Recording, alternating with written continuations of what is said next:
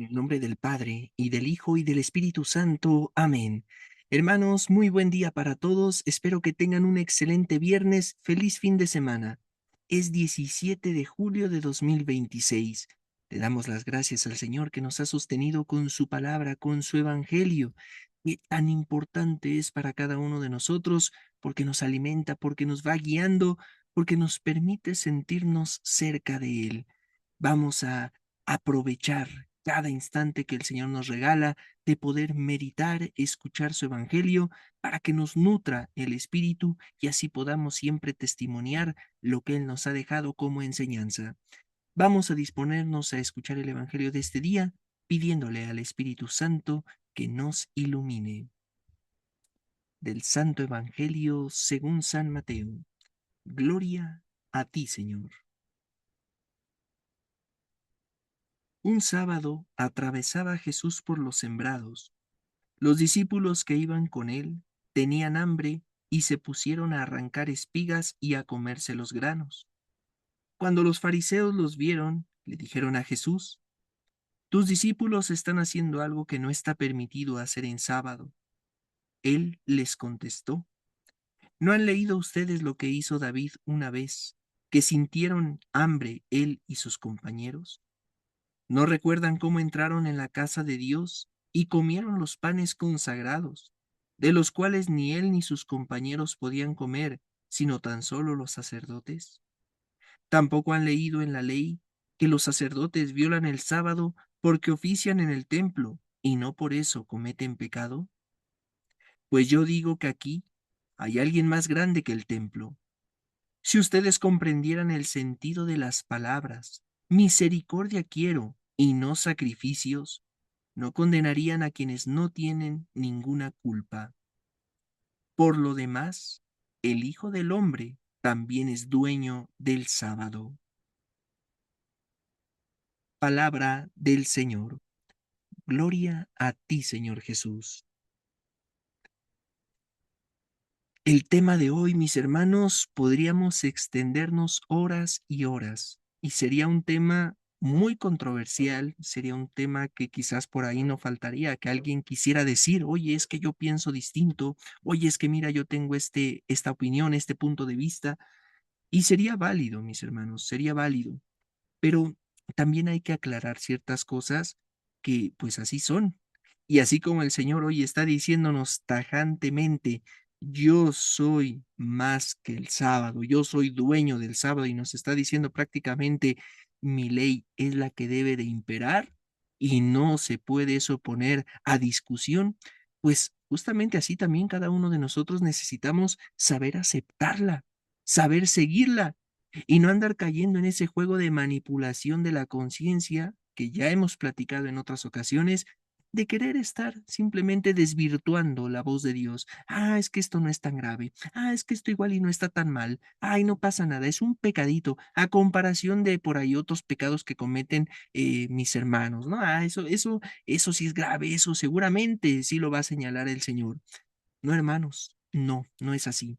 Y es que el tema de hoy tiene que ver con una confrontación. ¿Entre qué y qué? Bueno, entre la ley de Dios y la ley del hombre.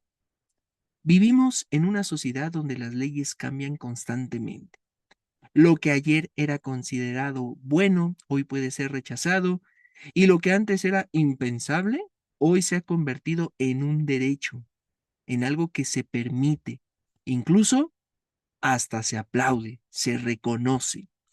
Esto nos recuerda una gran verdad: que las leyes del hombre son limitadas. ¿Por qué? Porque nacen de la inteligencia humana, y aunque a veces pueden ser leyes capaces de hacer mucho bien, también pueden estar marcadas por el pecado, por intereses, por las presiones de grupos sociales que de repente aparecieron en una determinada época de la historia.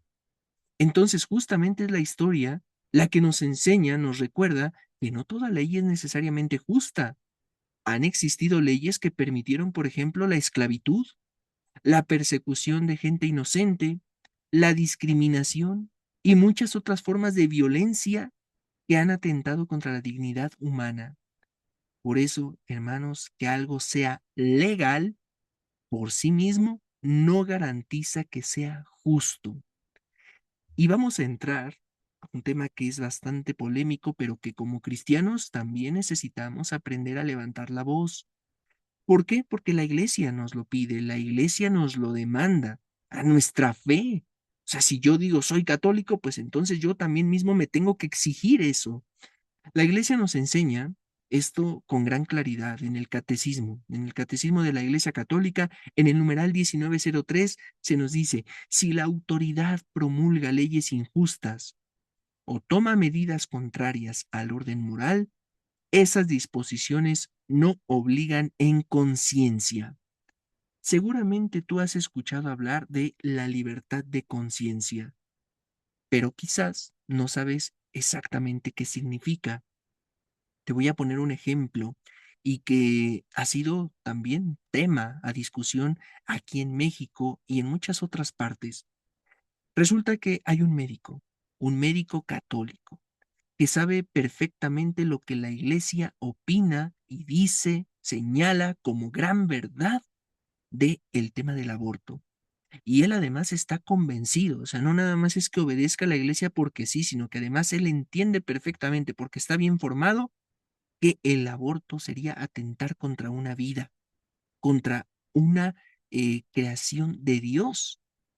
Y entonces ese médico, aunque el aborto sea permitido como un derecho, él se niega a practicarlo. Él se niega a ese procedimiento, a realizarlo. Y resulta que por ahí aparece la ley del hombre, ¿verdad? Que pues se hizo ahí en una cámara de diputados, en una cámara de senadores, y que dice, no, todos los médicos tienen que practicar un aborto.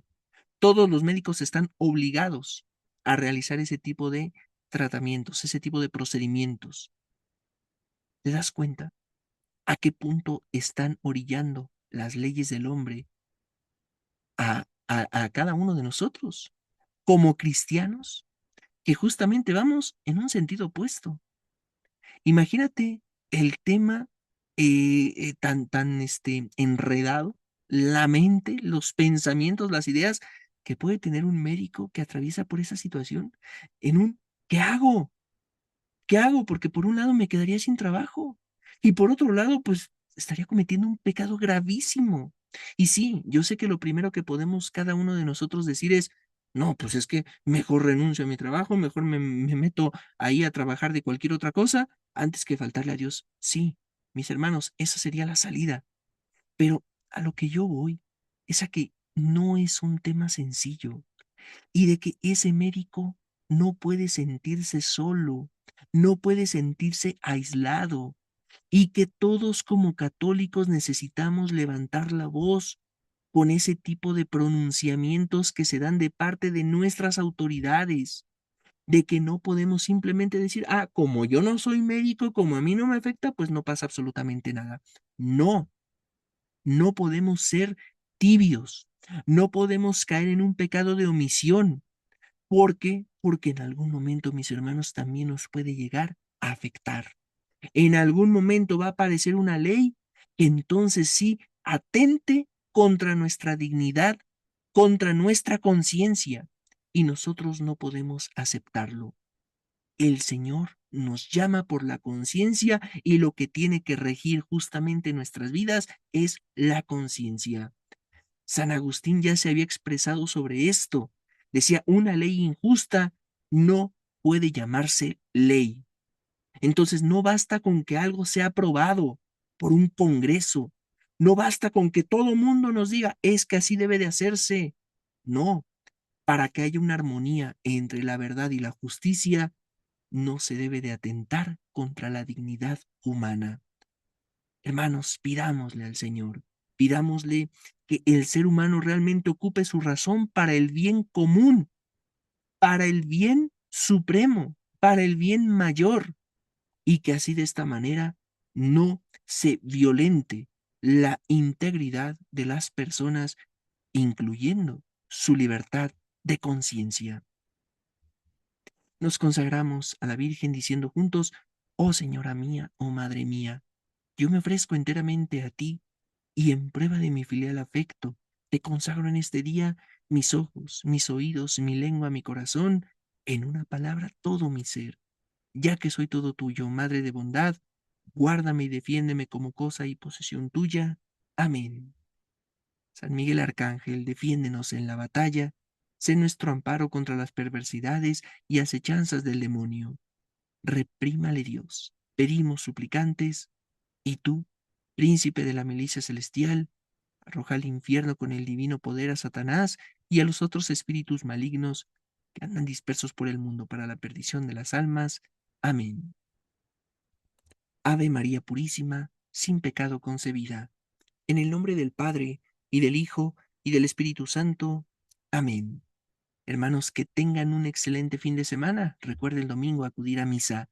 Y si Dios lo permite, nos escuchamos el próximo lunes. Que Dios les bendiga.